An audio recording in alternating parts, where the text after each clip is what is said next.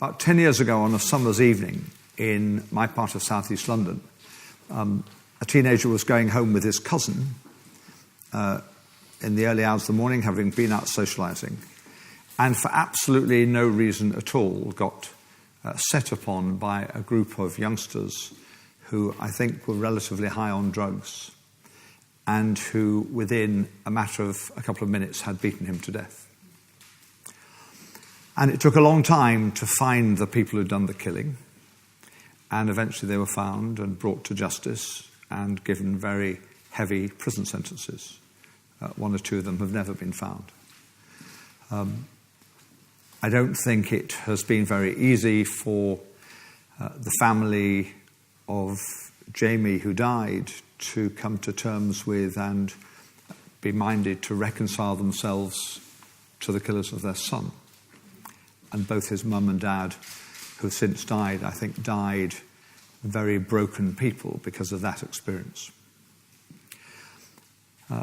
Slightly more recently, about a mile in the other direction from where I live, a young teenager was coming home from school on a hot summer's day. And for reasons that were almost inexplicable, another teenager decided to set upon him with a knife.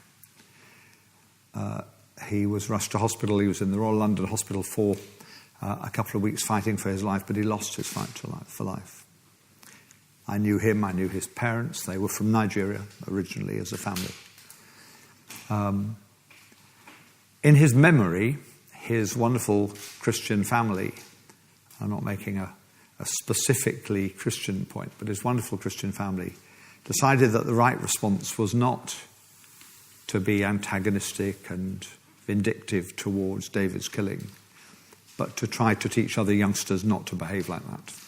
And his mother has given up her life, really, to do that. She does a day job in the supermarket, and she spends her spare time going to try to persuade other youngsters to behave differently. And only last week, people may have heard, if you were in this country, that the mother of a British soldier called Lee Rigby, who about a year or so ago was attacked and killed near his barracks in Woolwich in southeast London by two people who were asserting themselves to be fanatical in the sense of absolutely determined Muslims, and who killed him, believing it was their religious duty to do so.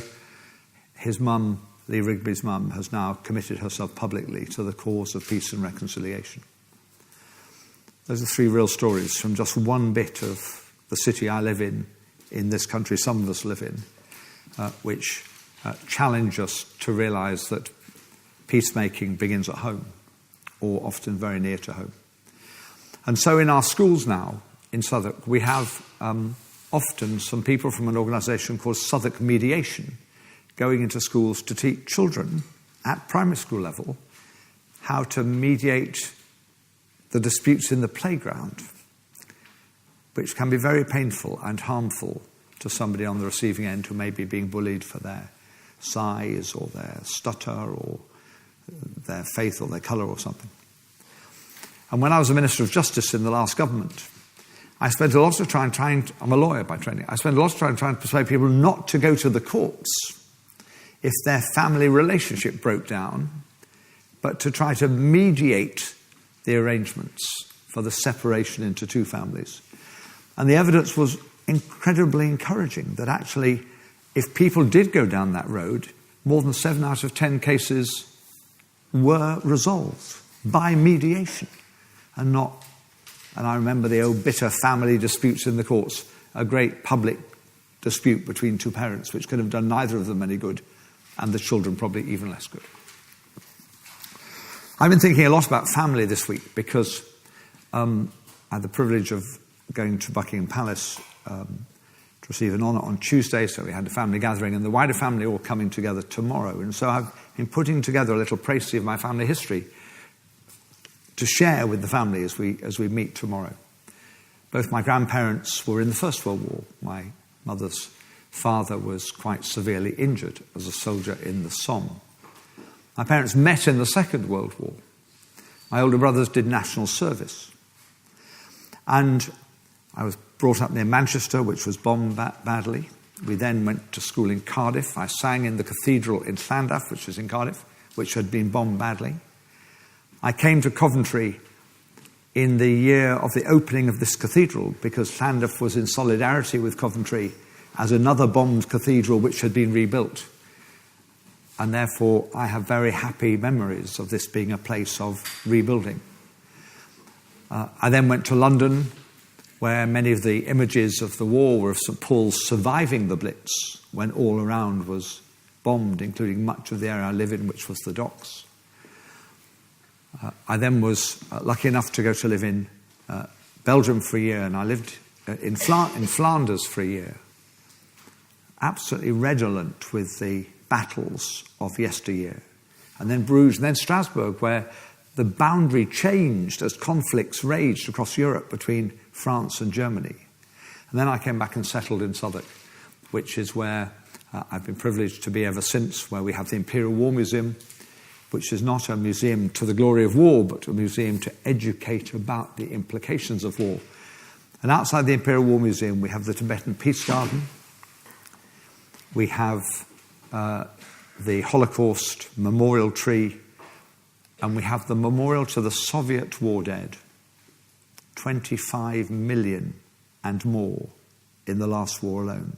25 million people from the old Soviet Union dead in the last war alone. It's not surprising, therefore, that we need to stop and think about how to avoid those experiences again. And I reflected, knowing I was coming here, of the conflicts that have, as it were, crossed my path, crossed my desk in my adult life. I remember being brought up knowing there was injustice in Palestine because they were not recognised equally to Israel. I remember being brought up knowing there was horrible injustice in South Africa because you only had advantage if you were white and not if you were in the majority, which was not.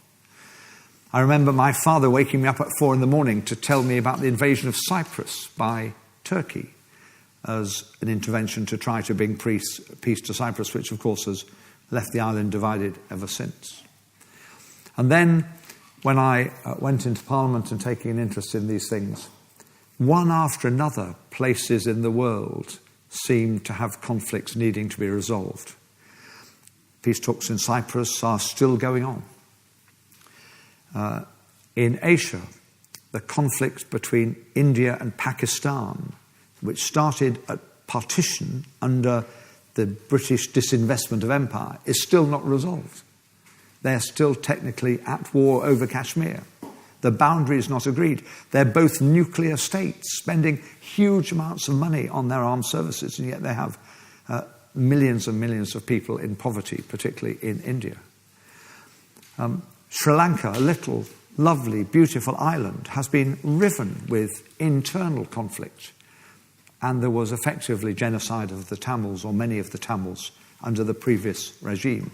The Maldives, where people are encouraged to go for expensive, luxurious honeymoons, extraordinarily has been riven with political conflict. And only this week I heard the Vice President has been arraigned and has been put on trial. I've had the privilege to go to Africa many times. South Africa is mercifully much more at peace, but it's not been easy going in Uganda. It's not been easy going in Nigeria. It's been dreadful going in places like Sierra Leone, which had the most dreadful civil war with people being mutilated as part of that civil war process. And that's without the conflicts that are in other and different places of the world. If you're a Tibetan, if you're a Buddhist from Tibet, you probably, if you escaped, can't go back. And if you wanted to leave, you probably can't leave. If you are currently in the northern bit of Latin America, of South America, there's still a conflict going on between Venezuela and Guyana. It's a little conflict. And of course, the Middle East is in absolute turmoil again. My younger brother's a psychologist and looked after the psychology department of the Ministry of Defence, and went to Iraq and Afghanistan. It's not just the people who are killed. It's not just the people who are displaced. It's not just the refugees, it's the people who are traumatized for life because of physical or mental injury, whether they're service people or civilians. And so I've had to reflect on what we could do about it, and it seems, as Sarah, you indicated, that there is a bit of the community that many of us belong to which could do more, and that's the Commonwealth. The Commonwealth was set up after the war. The Commonwealth was set up in London, as it happens, in 1949, as a recognition that the countries of the empire were becoming self-governing. And immediately after the war, obviously, the Indian subcontinent became self-governing, and India and Pakistan became self-governing separate countries after the difficulties of 1948.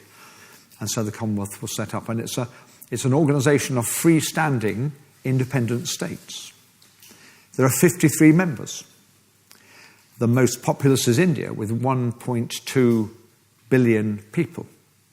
Pakistan comes next, with 800 million people. Then Nigeria, I think, comes third. Britain is, I think, sixth in the league table. It goes right down to the most tiny countries of the world, so tiny that you probably would have to think about where they were. Nauru and Tuvalu, which are independent states with 10,000 people only each.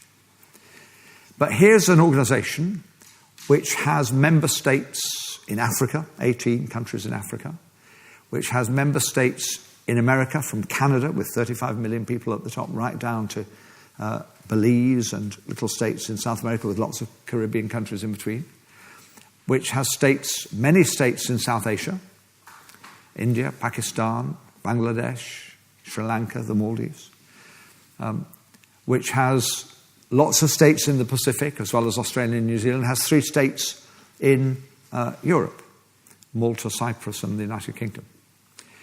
And we may have noticed on the news last night or in the papers today that the European Union leaders are meeting today with African leaders in Malta, a Commonwealth country, to try to sort out what we can do together better to reduce the pressures of refugees and non-refugees. Well, later this month, the Commonwealth leaders are meeting in Malta. They meet every 2 years. And this year they're meeting in Malta, and the Queen is travelling to Malta as the head of the Commonwealth to be with them. And they'll elect a new Secretary General, because the current Secretary General's term of office has expired. And I think it's an opportunity. It's an opportunity for the Commonwealth to realise that we have huge potential at being peacekeepers too. Because we're a family of friends. We're people who know each other. And yet we actually haven't resolved some of our own internal issues. The Commonwealth itself has not managed to resolve the issue between India and Pakistan, which are next door to each other. The Commonwealth was not really very helpful in trying to settle the conflict in Sierra Leone, which was so dangerous and bloody. Nigeria's difficulties have been dealt with, of course, by the leadership of the government that's the sovereign government, but friends are helpful, allies are helpful, neighbours are helpful, the family is helpful. And so I looked up the documents, the Charter of the UN, of the Commonwealth, and then the Declaration of the Commonwealth and the Charter. And I just want to end by reading to you the one bit of the Charter which was agreed. The Declaration was agreed in 1949, but just the other day, 2 years ago, at the Commonwealth Conference, on Commonwealth Day in 2013, there was a new document which set out the aims and ambitions for the Commonwealth. And of course they are the rule of law and democracy, but they also refer to international peace and order. And provided technology works a bit better than it occasionally does, I will just read to you what the Commonwealth agreed about international peace and security in its document agreed 2 years ago. We firmly believe that international peace and security, sustainable economic growth and development, and the rule of law are essential to the progress and prosperity of all. We're committed to an effective multilateral system based on inclusiveness, equity, justice, and international law as the best foundation for achieving consensus and progress on major global challenges, including piracy and terrorism. We support international efforts for peace and disarmament at the United Nations and other multilateral institutions. We will contribute to the promotion of international consensus on major global political, economic and social issues. We'll be guided by our commitment to the security, development and prosperity of every member state. We reiterate our absolute condemnation of all acts of terrorism in whatever form or wherever they occur, or by whomsoever they are perpetrated, with the consequent loss of tragic loss of human life and severe damage to political, economic and social stability. We reaffirm our commitment to work together as a diverse community of nations, individually and collectively, under the auspices and authority of the United Nations, to take concerted action and resolute action to eradicate terrorism. 1/4 of the world's population are in the Commonwealth. 1/4, a bit more than 1/4, of the countries of the world are in the Commonwealth. We have a huge potential extra agency which could, it seems to me, help to bring about the sort of peaceful world that we're all seeking ways and means of pulling the levers to achieve. When I was in Dharamsala, where the Dalai Lama lives in exile, I had the experience that we've all had and that Gordon Brown referred to this morning. I was in front of an audience of school children from the slums of India who were being given education by the Tibetans as their thank you. But I had the experience of, yes, the little 10-year-old who was a little street girl saying that her ambition was to be an astronaut, but also the little boy, aged 10, who said his ambition was to be the chief minister of his state. Sometimes we have to realize we need political institutions and political leaders to take leads, and we have to encourage this generation and the next, it seems to me, and the Commonwealth will be a very good place under new leadership from the end of this month to take new initiatives for global peace and security and conflict resolution, which we all aspire to. Thank you very much.